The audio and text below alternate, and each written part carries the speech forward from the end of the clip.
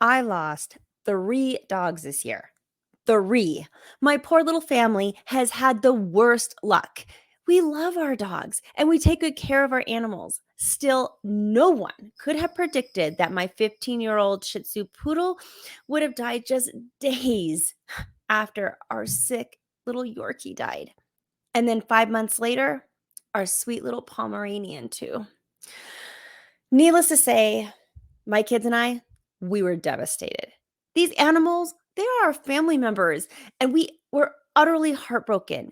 Yet it was my responsibility to help my children grieve, understand what happened, and heal from the pain. Hello, my name is Christina Campos. I'm founder of The Impactful Parent. And every week I give you parenting videos that'll help you in your parenting journey. If you have a particular topic or parenting question about your school age child that you would like for me to address, please submit it at theimpactfulparent@gmail.com or by messaging me on social media. And all submissions are kept anonymous. Now, today, I'm going to talk to you about what to do when a pet dies. I got 10 tips for parents so that you can know what to do, what to say, and plus stick around to the end because I even got suggestions for making the loss a little more bearable for everyone in the family. So let's get started.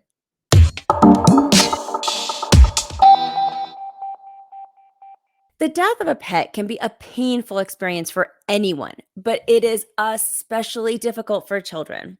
When you're a kid and your pet dies, you may feel like the world has ended. And if your child is grieving the loss of a beloved animal, we as parents sometimes just don't know exactly what to say or what to do. So today I got 10 suggestions for how you can help your child get through this. Number 1, stay calm. Your child will likely be upset and confused, so try not to get too upset or panicked yourself. Number 2, don't sugarcoat things. Children need to know that their pets, they're gone forever. And they need to talk about that loss openly and honest with you. And at the same time, be age appropriate. Answer their questions honestly, but try not to overshare too much information. For example, depending on how that pet died. Number 3, ask questions.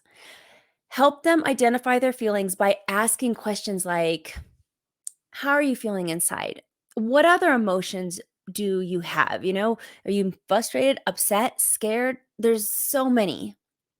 You can also ask questions like, what was your favorite thing to do with Fido? This will help your child understand their feelings better and give them an outlet for expressing themselves. Plus, keep that communication open between yourself and your child throughout this process. Don't get frustrated if they're upset and they don't want to talk right away. Sometimes they just need a little bit of alone time afterward. Number 4, listen. Don't interrupt and try to jump in with advice. Listen and let them talk through their feelings. But be prepared for questions about why the pet died and what happens after death. If you don't have the answers, it's okay. Just say that.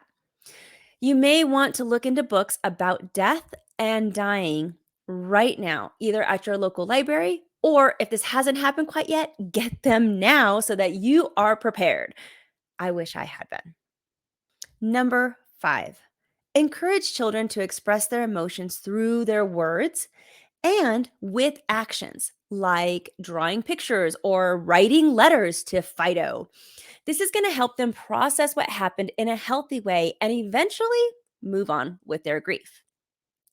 Number 6, be prepared for any emotions that arise now and within the next few weeks. Because sometimes kids can't feel right away and they won't start processing those thoughts and feelings until later. And even if your child is withdrawn or acting out or irritable or angry, 2 weeks later, maybe even a little bit longer, it's still maybe unprocessed sadness coming swoop to the surface, and it's still about that animal. So be patient and recognize that these behaviors might still be a cause of that. Number 7, allow your child to grieve in their own way. Each child will mourn differently. So let them find their own path through this process and don't force them into anything they don't want to do. This is an excellent opportunity for parents to teach coping skills. Yeah, please help your child develop healthy coping strategies that work for them. And this could include deep breathing, mindfulness, exercise, or spending time in nature. It's good to make suggestions for processing emotions productively, but your child really needs to choose how they cope on their own. And I know we love to think like, well, I did this, so you should do this too. But sometimes it just doesn't work for the child. However, the suggestions you're making are great. So make suggestions like creative outlets for drawing, painting, and journaling, or exercises and getting out into nature, or a break room. So, this is where people can rent a little room where you can break household items intentionally for anger release. I did this with my own kids. It was awesome, not only for them, but even for myself, just to get those emotions out by smashing stuff. It's pretty great. Or you can suggest talking about their feelings with others, friends, siblings, relatives. And for more ideas, check out my free PDF called 20 Ways to Cope. You can find that at theimpactfulparent.com slash 20 ways to cope, and it's the number 20. It's a free PDF, so go check it out. Now on to number 8. Let your child know that they don't need to be strong always, and they also don't have to be sad alone. Say something like, I know that this is really sad, but we're going to get through it together. Number 9, give your child an opportunity for closure. Now, this is usually done with a mini funeral ceremony of some kind. However, if you're just not the funeral type, consider allowing your child to say goodbye in some other way. And this could be maybe even a letter or even a video. And lastly, number 10, model the healthy emotional expression that you want to see in your kids. Children learn by example. So model healthy emotional expressions by sharing your own feelings and how you're coping with them. Remember that everyone grieves differently. So don't rush your child through the mourning over the loss of their pet by saying things like, it's okay, sweetie. Just, it'll be fine. Don't worry about it. Or everything's going to be okay. Now go and play with your toys. Instead, give your child the space to express themselves in whatever way feels best for them, whether that means crying uncontrollably or even laughing hysterically from time to time throughout the day. Now, if this information was valuable for you, become a more impactful parent by downloading the Impactful Parent app. The Impactful Parent app is free and full of episodes just like this one that are going to help you in your parenting journey.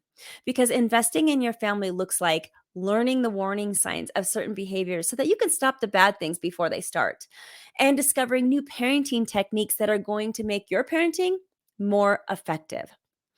All of this, plus so much more, is inside the Impactful Parent app. So download it today. You got nothing to lose since it's free. So go to theimpactfulparent.com or your app store on your phone and discover how you can step up your parenting game and become a more impactful parent. But until next time, you got this. I'm just here to help.